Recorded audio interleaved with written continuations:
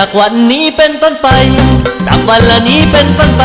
เขาขอบายเด้อเรื่องตีกันยกพวกจุ่มกันนานบ่ต้องสวนเฮาอีกเด้อหมู่ยังฮักเพื่อนฟุ้งคือเก่าแต่ใจเฮาอยากเศร้าเรื่องบูถึงสักสีคำขออยู่กันที่ซอยหมู่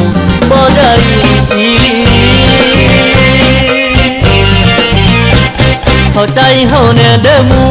เข้าใจละเฮาแน่เด้อหมู่บ่แม่นบ่สู้หรือว่าคือยานแต่เฮาละไต่ตรองมานานแต่เรื่องที่กันละบ่มีไผว่าดีมันเสียชื่อเสียงบ้านเฮาไผหูข่าวก็พากันห้องหยีผู้สาวเคยเว้านำดีบางเรื่องต่อยตีก็มีแต่หันข้างใส่บางเรื่องต่อยตีก็มีแต่หันข้างใส่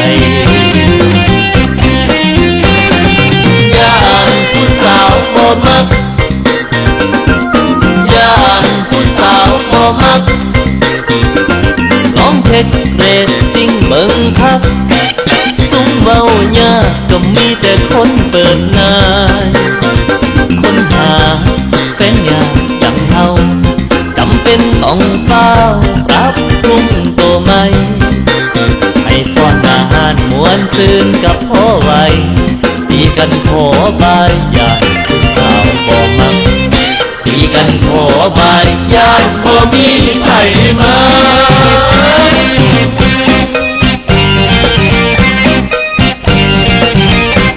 เห็นดีนำเฮาบ่หมู่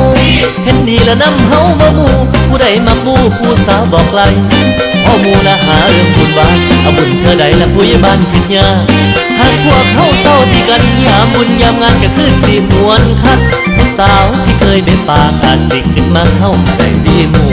ผู้สาวที่เคยเบ็ดปากอาจสิขึ้นมาเฮาก็ได้ดีหมู่เฮ้ยเพื่อนไอ้พวกเชียร์น้ำอ่ะมันเหยียบตีนเอาเว้ยเอามันซะมันไม่ถามมันหรอกเขาว่าจะเย็นๆก่อนได้เพื่อนเพราะว่ามันบ่เหมาะสมก็เขาต้องปรับปรุงตัวใหม่เนี่ยเดี๋ยวผู้สาวตัวมันได้ไอ้บ้านคือแบบเขาตัวรู้มาที่บ้านรู้มาอ่านเลยย่านผู้สาวบ่มักคันตีกัน ย่านผู้สาวบ่มักลองเช็คเรตติ้งเบิ่งคักซุ้มเว้ายากก็มีแต่คนเปิดหน้าคนหาแฟนยากอย่างเฮาจำเป็นต้องเฝ้าปรับปรุงตัวใหม่ให้ฟ้อนอาหารมวนซื่นกับพ่อไว้ตีกันขอบายญาติผู้สาวบ่มักตีกันขอบายญาติบ่มีไผมา